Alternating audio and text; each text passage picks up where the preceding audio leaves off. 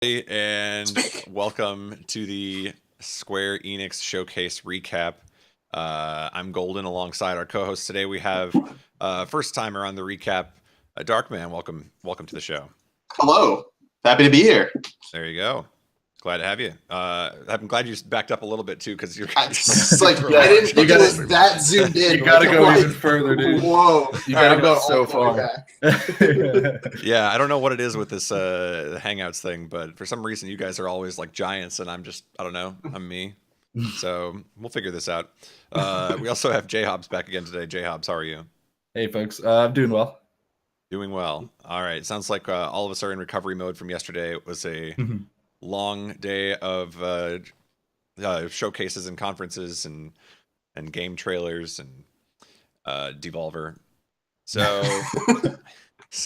today a little bit of a different story here as we get the Square Enix showcase, not a live conference, but instead we get about a half hour here of footage for their upcoming games.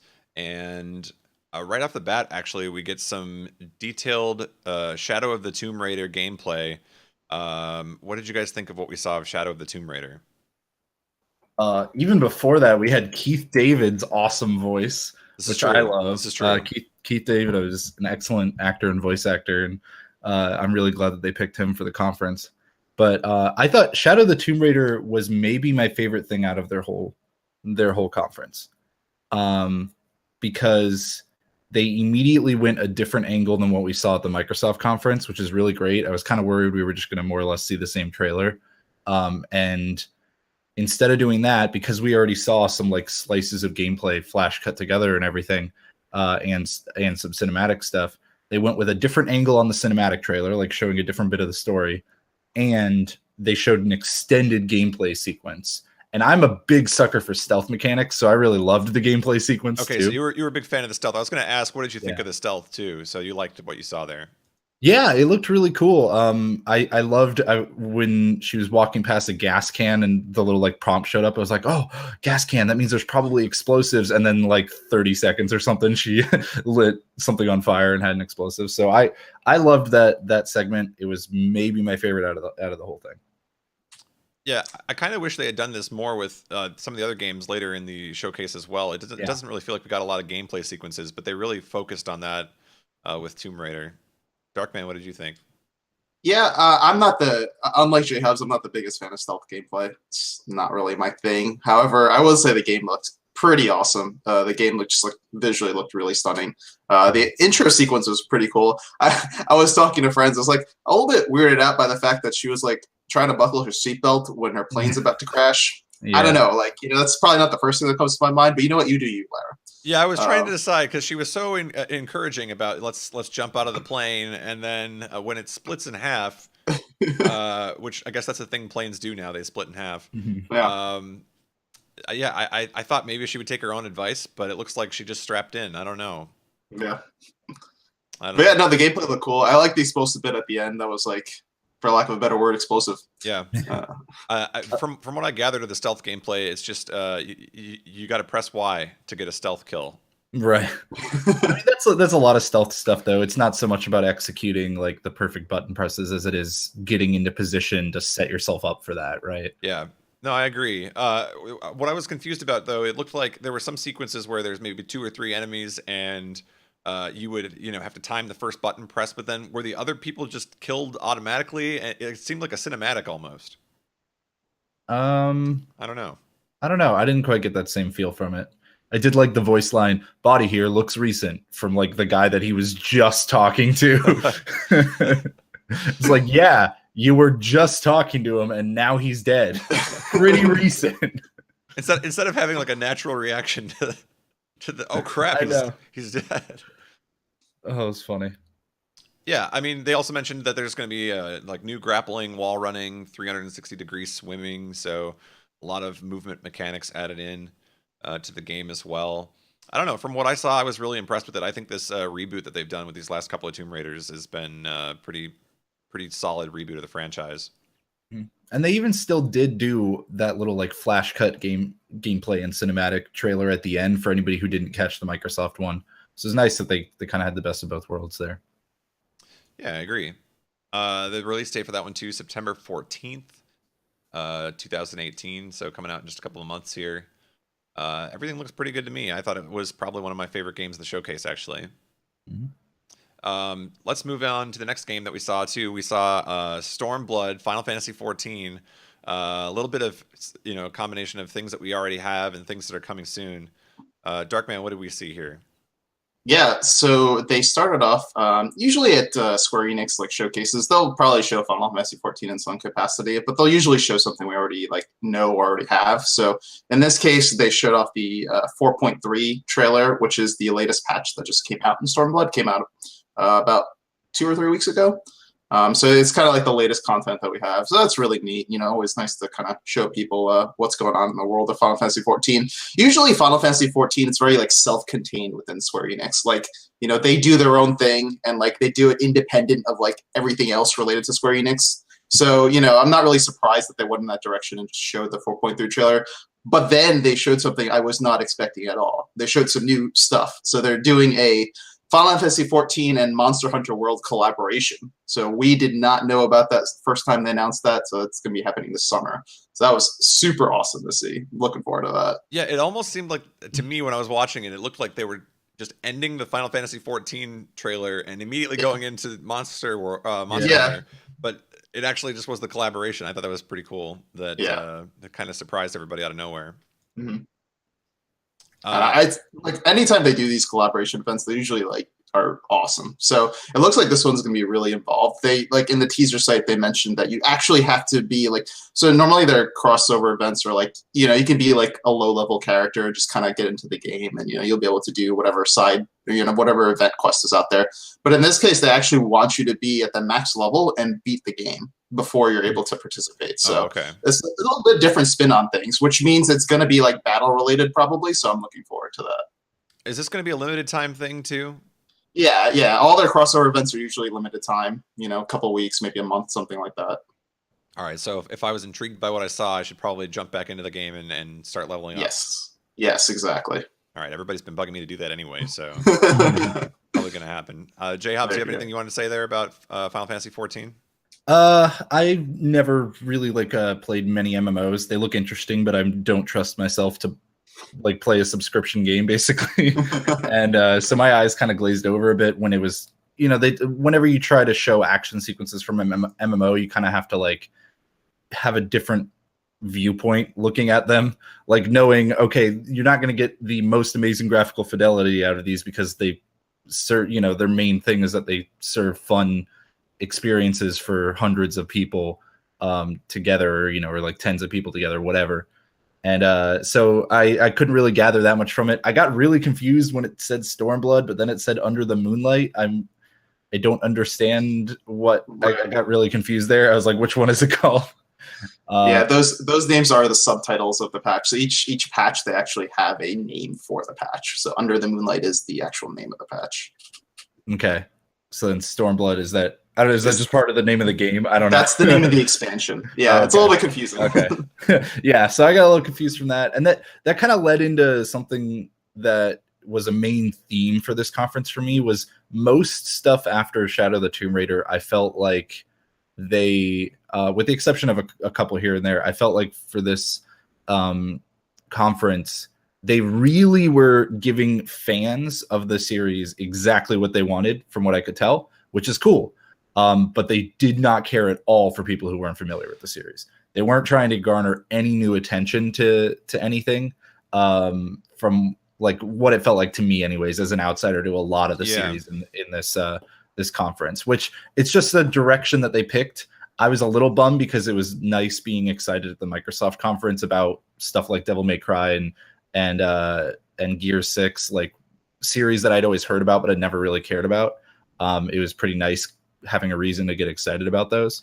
Yeah, so I was a little bummed. But I think, that's a good point. That there was kind of an opportunity missed there, where when we saw Shadow of the Tomb Raider, there was almost a demo of okay, this is what you can expect to play because we're going to play a few minutes of gameplay here. But we didn't really get any of that with any of the other games that followed. Yeah. It was really just the trailer and that was it. So, I'm kind of with you on that maybe it could have been a little bit more approachable. Also 30 FPS the conference basically for the rest of them. But I mean, whatever. Dang, the call outs. All right, so then we see the Awesome Adventures of Captain Spirit. We saw this earlier in the week as well. It's going to be a free-to-play on June 26th, taking place in the Life is Strange universe. And I guess it's supposed to be like the lead-in to the second season. I'm not too familiar with the Life is Strange games, but I'm guessing this is sort of like your teaser into that. Do you guys have anything you want to say about this game? It looked like it doesn't really interest me, but I'm really curious who their target audience is for the story. Because I don't know, I just wasn't able to get a good read on it. The one thing I did really like about that though was that the devs specifically came out and said it's not Life is Strange 2. Yeah. But we're working on season 2. Like they basically said, look, you're gonna get a season 2 for this if you were a fan of the game and everything. And I can't really care too much. Like the game doesn't interest me because they're giving it for free. Like, yeah, that's cool. I think it's supposed to be, if anything, just something to kind of like, hold you over until until they're ready to release the second season. So, I mean, I know people that have played the game and they're obsessed with it. They love it. So they'll probably go into this as well. Pretty eager to see what they've got there. And I think they were hinting that some of the stuff that you see, it's going to be kind of alternate universe, or not alternate universe, but not directly related to season 2. So the content there might give you some clues as to what to expect. But other than that, I don't really have a lot of info on it myself. So Darkman, you got anything you want to say? Or nope. Other than it's free, maybe I'll try it. It's free. That's all I got. There you go. Right. All right. So that's coming out on June 26th. And then we see the trailer for Dragon Quest 11. And the song kicks in and all the feels come flying right back. This is a game that I know a lot of people are excited about, myself included, in September. Going to be released. We see this trailer talking a lot about the light, and we're tempering the sword, and it's all the classic Dragon Quest tropes. But I'm still excited anyway. What do you guys think? No, I agree as well. Like, I was very pumped watching this trailer. Very extended trailer. I wasn't expecting it to be that long. Actually, the biggest thing that I kind of took away from it is I like the English voice actors. Normally at a lot of games, I'm kind of like lukewarm on English voice actors. It's very hit or miss. Sometimes they're really good. Sometimes they're just not so good. But I'm pleasantly surprised by the English voice actors. So I'm kind of looking forward to seeing how that plays out. And yeah, overall, just the trailer looked great. I'm going to get the game. It's not like there's anything really putting me on the fence about it. It's just, it left me feeling in like a better place about the game. That's for sure. Yeah. J-Hobbs, did you have anything you wanted to say about DQ11? Well, I want to know, was there already a release date for it announced? Or was this the announcement? That's been known for a while. Okay. Yeah.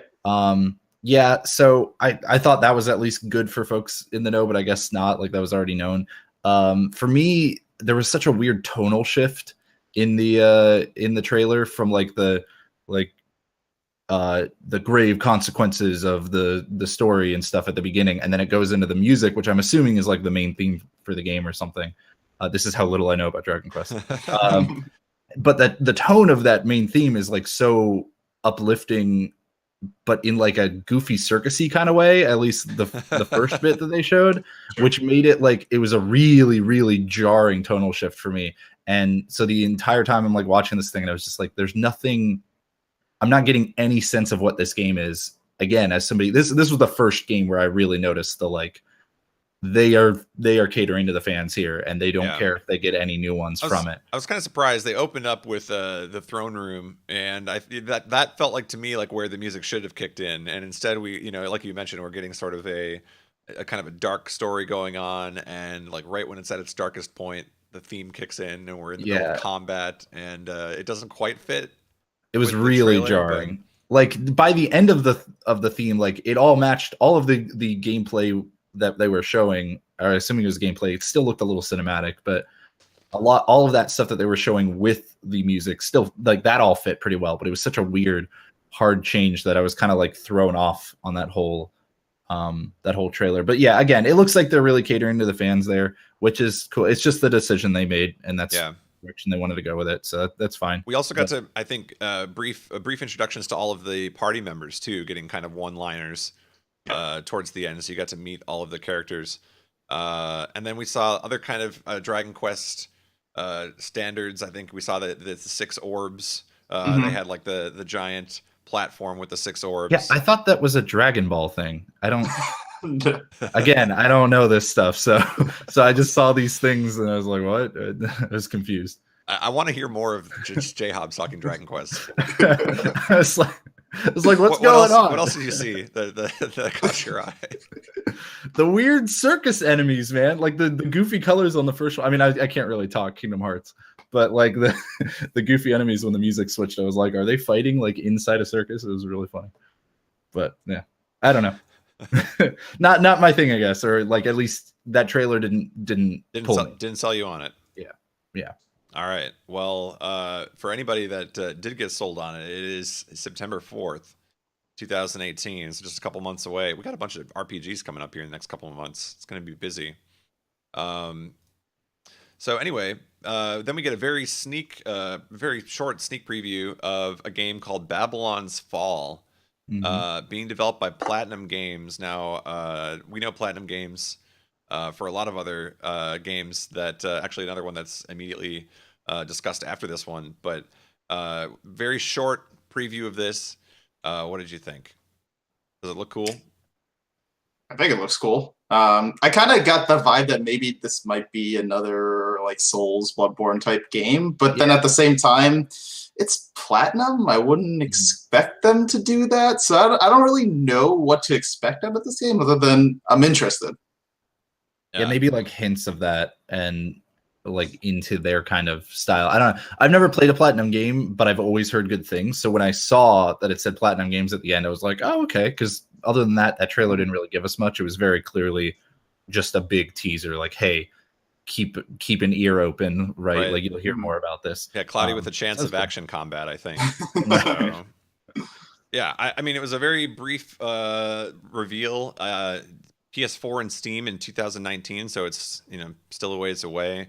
But I don't think prior to this, I don't think I've ever heard of it. So yeah, no, I think this was this is the reveal, world premiere exclusive. I'm pretty sure that's what it was. Looks good. Makes me want to get into world premiere. I was waiting. Yeah, I know you were fine. I had to go back and find it. So there we go. It's not exclusive though. It's not. Well, it's not exclusive. It was exclusive by Microsoft's terms of exclusive on one console and a PC. Yeah, close. Yeah, that's true. Close enough. Right? All right, so we got a little bit of a view there, and then they announced Nier Automata coming to Xbox June 26th. We saw this as well over in the Microsoft conference, so nothing really new there. Yeah, I think that was almost exactly the same, right? I don't know if it was shot for shot the same trailer, but it sure seemed like it. Yep. Yeah, I don't think they were really announcing too much there, other than all the DLC is going to be moving over to Xbox as well.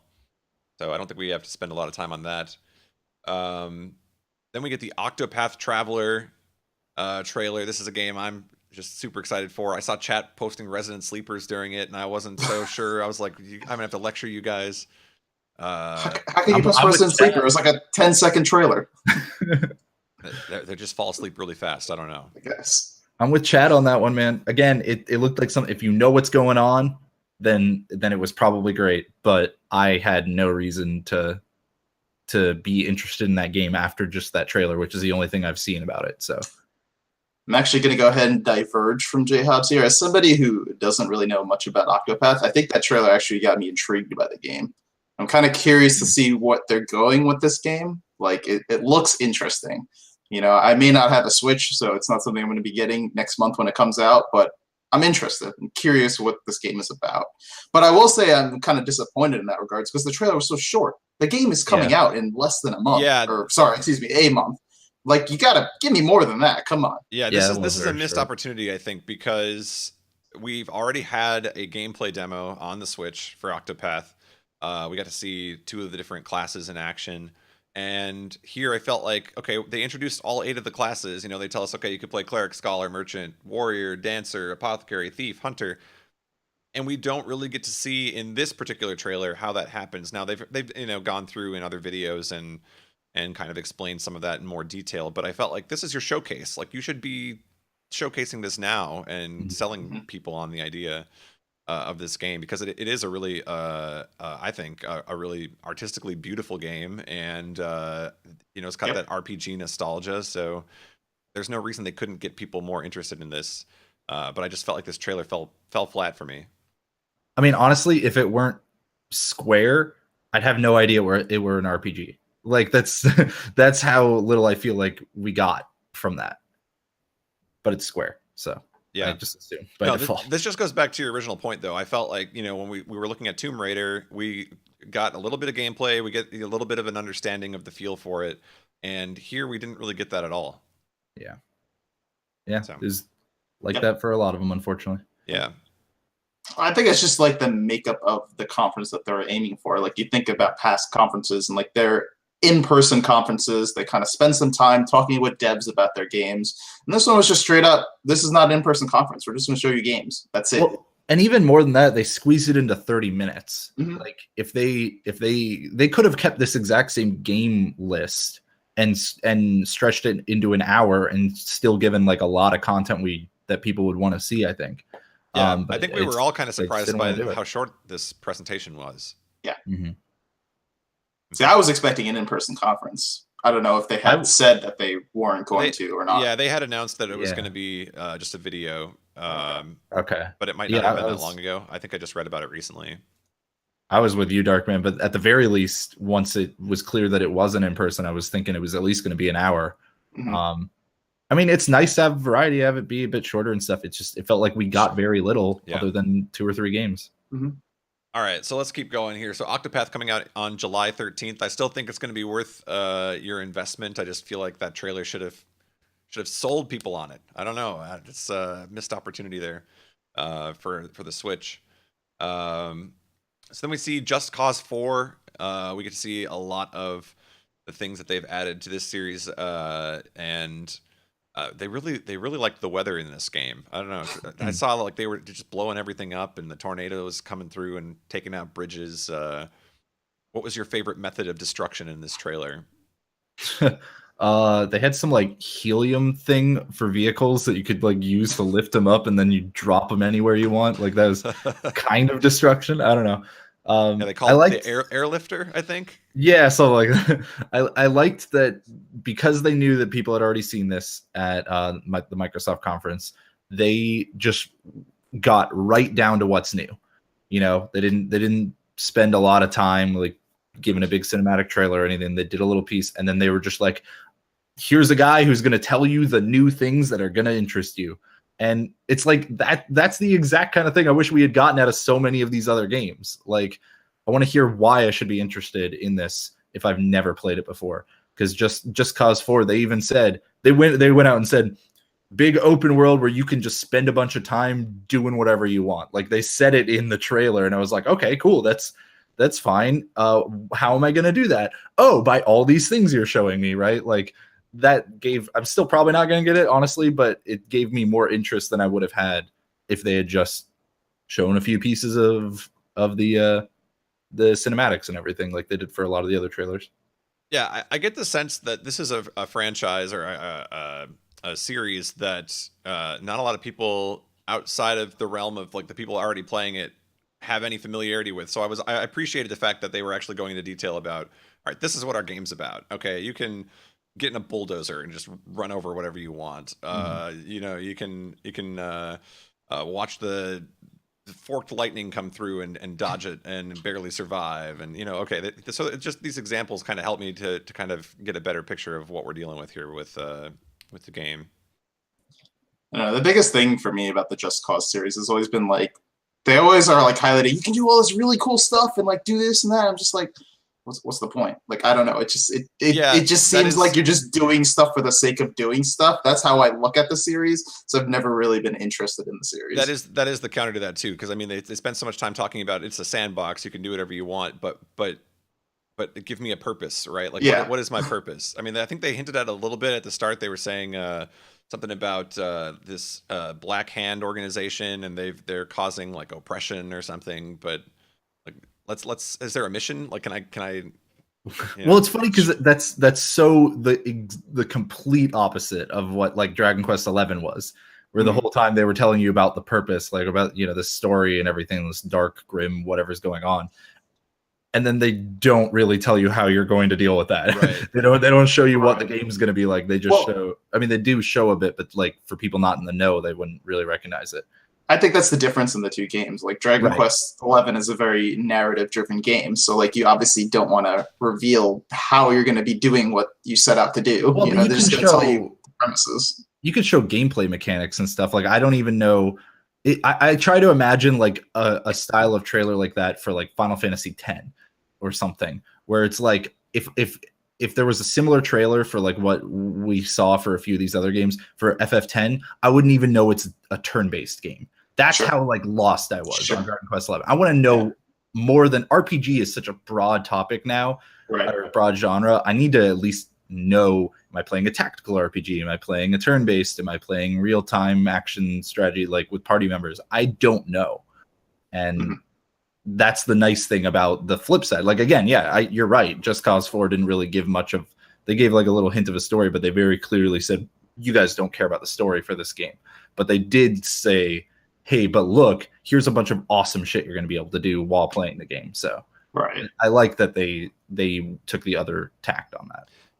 Yeah, I think this goes alongside the Tomb Raider demonstration as well at the beginning. I mean, we just got a little bit more of an example of what can I expect if I'm playing this game.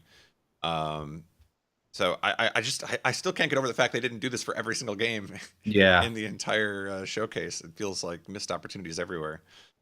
Yeah. Anyway, also one more thing, wingsuits. Yeah. Wingsuits. Cool. So if you like wingsuits, December 4th, 2018, Just Cause 4. Then we see what I thought was going to be. It looked like we were getting like a live action movie. Yeah. This was what was happening here in the street. What was going on? Was he delivering food? I don't know what was going on, but I actually really kind of liked it. Yeah. Where they kind of did like the first shot looked somewhat CGI, and then you could tell that it was clearly live action once they really started talking and stuff, and you were like, for a moment they kind of suspended your disbelief with the lighting and stuff to make you think like maybe their graphical fidelity has gotten that fucking good. And and then they switch back to the CGI during the combat and you're like, oh, okay. But I kind of liked it. I kind of liked that they played with that. I feel like I hadn't seen that personally since Need for Speed Most Wanted back on the PS2, where they did live action cutscenes but with like really bright lights to wash everything out to make it look like more in-game CG stuff. So I was really, I don't know, it made me more interested in again a game that showed us nothing. Yeah, we really didn't get much for this here. We got a title. It's called The Quiet Man, and clearly a teaser. Yeah, it seemed to be that there was this confrontation, and it's like one guy and a bunch of other guys, and I don't know, did he snap his finger or like touch his stomach, or I don't know, what did he do? No, he like pointed at his ear to show that he couldn't hear at one point. Yeah. But he did that, but then I think he did something else too that like I don't know. There was something that like shifted everything because the music all stopped playing. Was it the ear tap that did that? I think so, basically, and then they turned the camera or something. I mean, I think that was them just showing, okay, but now look, we're going into the actual CG gameplay rather than the All right. So in any case, we get just like a brief sequence here, a little confrontation, and next thing you know, he's beating up all the baddies, and the Quiet Man. I don't know. From what we saw, it was just like a little bit of a teaser here, but I'm intrigued. I want to know more. Yeah, I'm a big fan of any company or game dev that tries to make your hero different. Like, especially like highlighting somebody with a disability. Hopefully, they're not using it in like a very like bad way, but like, I love it anytime, a dev tries to do a different hero, not just your typical stereotype hero. So I'm really curious and interested to see how that plays out. Yeah. I feel like we got like Babylon's Fall again, basically with this one. Like I felt both. They gave just enough of a tease to be like, all right, I'll look for more information on that, but nothing where I'm like, oh, I'm rushing out and immediately hoping that there's already a bunch of info. Like they made it pretty clear. Look, these exist. Right. Just keep an eye out. Yeah, they did mention here that there's more information coming in August as well, so we'll look forward to that. I just love that we're getting some new games here too, because I think we had a lot of expectations of, all right, this is the lineup, and here's what I expect to see today. So just getting a couple of teases of some new things, always a good thing too. And then we end all with the game that once again we already saw during the Microsoft conference, but we see Kingdom Hearts 3. The trailer. Has your opinion changed at all, J Hobbs? Well, this was you've slept on it now. This was actually a different trailer. Yes. Yeah, we did see a little. It shifted a little bit, right? There were some things were the same, and then it wasn't different enough, honestly. And the best part about it was Keith David doing the lead into it, nothing about the actual trailer. But I don't know. Fuck everything. Story exists. I need a whiteboard to try to explain it, and even then it wouldn't work. And we got some new clips, but it was just far too similar. The trailer, to what they showed for Microsoft. Hold on, so let me be clear that I have not played all the Kingdom Hearts games yet. I basically played 1, 2, and Chain of Memories. I have not done anything else other than that. So with me seeing the ending shot of Kyrie and Axel there, I was extremely, extremely confused. So I don't know if that's something that is kind of explained in the other games, or that's just a giant tease. It's already kind of known or something. Okay. I don't know. Okay. So then I'll figure that out then. I'm jaded on this. I will fully admit it. I'm jaded on the story for Kingdom Hearts and stuff by this point. So I just can't really get excited for story stuff. I can get excited around gameplay stuff, but they didn't really show any new gameplay. They just showed different pieces of story and a new mini game or two. And while Goofy curling looks funny and stuff, why is it called curling when they're clearly sledding? That was really bugging me. It bugged me yesterday, and I wanted to stay silent until I got a second look at it today, and it still bugs me because they're very clearly sledding. Look, man, it sells me a copy. That's all I gotta say. No, I thought, once again, this is weird because we did get different trailers for a lot of these games, and even just different looks at them in the Square Enix version of things. And here it was really just a lot of overlap with what we saw from the Microsoft show. So nothing completely new here, just maybe a little bit of an extended trailer this time around. Apart from Nier Automata, this was the least change that we saw out of everything that we had already known about. And they very clearly, again, I'll say, as somebody who knows about Kingdom Hearts, this trailer was so clearly gauged around people who were familiar with the series. I still think it was less so than some of the other ones. And I think now that I'm thinking about it more, a big part of that is just straight up that they would leave the UI on when they would show gameplay sections, which makes it really easy to tell what's gameplay versus what is cinematic, right? What's cutscene. And I think that was probably a big thing I was missing from some of the other sections is if I don't see the UI nowadays, in-game graphics and cutscene graphics are pretty similar. So I can't always tell what's a cutscene and what's actual gameplay. I can assure you that plays as well as it looks. The way I look at the Kingdom Hearts series is at this point, I feel like it's very hard to kind of bring in new people through trailers. Look at the premise of the game. You're bringing in you're trying to elicit nostalgia and memories and whatnot with the Disney worlds. And on top of that, you have a story that's extremely involved through 9 games or something like that at this point. So it's really hard to kind of make a trailer that can sell it on new people. So I don't really fault them for that. So in that case, then just focus on your existing fans. How can we do that? So to that aspect, I do agree with you that maybe they could have done a little bit better with this trailer. However, I'm still a big fan of the fact Frozen's included, so I can't be mad.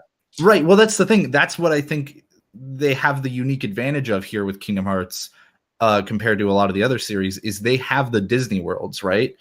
In my opinion, ignore all of the bigger overarching plot in all of your trailers for KH3 because you know your committed fan base is buying this. Like the people that care about that story are going to buy it to continue to see the story. You understand that from all the sales figures of the last several games. So you don't need to show them anything because they'll be happy to go in blind and get surprised like crazy. As opposed to if you show Disney Worlds, now you're still giving those fans something. Again, I'm a fan of the series, and I would much rather see like things that I love about the series, which tend to be like how they interact in the Disney Worlds and stuff like that. I'd rather see that and see gameplay than see the overarching story that I don't want spoiled for myself, right? See, I agree with you that I don't want the overarching story spoiled for myself, but at the same time, a Kingdom Hearts game, I don't play a Kingdom Hearts game solely because of the Disney Worlds. It's great that they're there, but if that was all the game was, I would not be playing these games. I play them because of the Kingdom Hearts story as well, as convoluted as it has become. And I haven't got a chance to experience that yet, but I will shortly. I like the story. I like what they do with it. See, it may have its faults, but I like it. From the outsider perspective here, like I haven't played any of them. I thought that this is a good balance because for me, I'm looking at it and I'm seeing all of these different Disney characters, and we did get to see like glimpses of each of these different worlds, and so that in itself intrigues me, makes me want to actually jump into the series a little bit. And then I felt like we did get a little, and again, maybe you guys obviously you know more about it than I do, but I thought we got a little bit of a teaser of the real story too. Some questions about whose allegiances are where. I don't know. Maybe I'm just the outsider here, and that's just a different perspective, but. Kingdom Hearts to me it was Kingdom intriguing. Hearts with just the Disney Worlds. It just wouldn't be the same game. And I'm not trying to say that, but like I don't know. I just feel like the story ends up being the full thing that they talk about most of these, or is the big tie-in across the whole trailer, and it usually just doesn't do it for me. And I worry that it doesn't do it for people that aren't familiar with the game. I'd rather them get to see more of the combat and stuff. And I would argue that that's not something they usually do with this game. Like you think about all the other trailers, a lot of times it's them like hyping up the Disney worlds, hyping up like, some of the gameplay features and stuff like that. Like you think about like the early reveal trailers, very, very like, lacking on information. And it was just teases, right? Of like gameplay and stuff like that. Well, the very first one opens with story, and you have this narrative going over the whole thing basically, and then ties up again at the end. And I feel like that's how they do most of their trailers. Who knows how many trailers we've had at this point, how many years it's been. So, I don't even know if I remember the first trailer, but I do know that it's been like a consistent theme up until now, that we've gotten a lot of like Disney World information and like gameplay information, not really too much story, a little bit here and there. Look, let me throw in another example that doesn't make any sense here. Mario and Rabbids, right? There's the people who play for Mario, and then there's the people who work at Ubisoft. But anyway, the point is, hey man, I played it. Hey, I played it. I played it too. I played it. I didn't play it for the Rabbids, but I played it. I played it for the tactical gameplay. I didn't care the characters that were in it, honestly. That's right. I succeeded in completely derailing this conversation. That was my goal.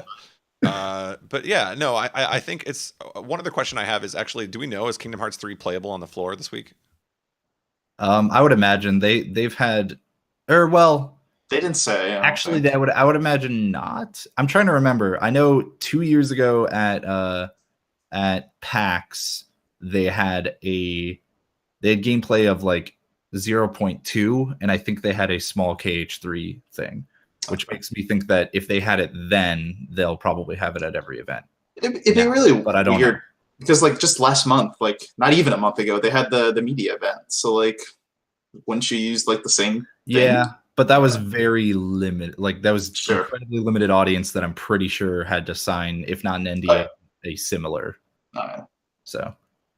Yeah, because my other thought was, if we're looking for gameplay specifics, those might come later in the week if it's actually playable on the floor. We'll get some more info on that. But yeah, again, I just felt like here's another missed opportunity where I was expecting a deep dive into this, and instead we got the trailer, and then thank you for watching. Yeah. Well, unlike maybe other games, it's coming out in January. They have plenty of other events to showcase it. I'm sure we'll see a lot at Tokyo Game Show for sure. So. Yeah, maybe this trailer wasn't the best of trailers, but I'm not worried about it. Personally, I thought it was fine. It was okay. I liked the trailer, to be honest. I liked it. maybe it could have been better. I can't say I disagree with Jay Hobbs and some of his thoughts on it, but I'm a fan. Yeah, I mean, I'm glad seeing that you guys do like it. I was just worried, especially with their whole at the very end, they do a big huge story reveal in the form of one person turning around that a lot of casual people who are familiar with the name of Kingdom Hearts probably know nothing about who it was that turned around and who they are teasing possessed her body, because that's what they were showing. And it's supposed to be that's where I'm surprised when you say I feel like we don't get a lot of story. It's no, they really do. They give a lot away. No. I'm saying that up until now. Now they revealed a lot of stuff. They give a lot away. They just do it by doing a reveal, and they expect you to know who it is. And that's why I'm bothered when they do that, is because a lot of people aren't going to know who that is. Yeah, I don't know that that's necessarily the goal for that. I feel like that is for more of the hardcore fan, right? At the end, sure. they're teasing something it's going to make you want to figure out what's going on. Look, I'd rather not be spoiled, right? It's a big reveal, I'd rather not be spoiled on it. Personally. The reality of this series is there are all these games that are out there that, sure, maybe a lot of people that are hyped for this game are in my situation where we've not played all of them. So at some point, we're going to have to deal with the fact that A, we're going to have to play the games, or B, we're going to have to just get spoiled playing the game. That's just what it is. So at some point, Square has to say, okay, we have to just go with it and tell people this is what you're missing. This is what you're not understanding. Go figure it out. Go play the other games. What are you going to do? Yeah. I'm just never a big fan of when trailers spoil major surprise plot points. Sure. And then this trailer did that. So. Well, now I'll find out soon. Mm. All right, so that was the final piece of the conference here, and the release date, of course, January 29th next year. We were given that earlier in the week as well. Overall, we got about 30 minutes of footage here. What were your expectations for the Square Enix show, and did they meet your expectations? And also, what is your letter grade? What is your report card that you're going to show to Square Enix's mommy and daddy at parent-teacher conferences here? Jay Hobbs, you want to go first? Sure. I came in hoping they would show more about Kingdom Hearts 3, but really expecting almost exactly what we got. I really was kind of expecting them to just show the trailer again. They tend to not do much more than show trailers when they reveal new information about Kingdom Hearts. So I kind of was guessing that. I was very surprised by the Shadow of the Tomb Raider in-depth look we got. I was really impressed. After going through it all again, I can definitively say that was definitely my favorite part of the whole conference thing. It didn't really feel like a conference. It was really just it's more of a showcase. Yeah, exactly. A Nintendo Direct kind of thing. So I was expecting a longer thing too, probably closer to an hour or so, maybe an hour and a half.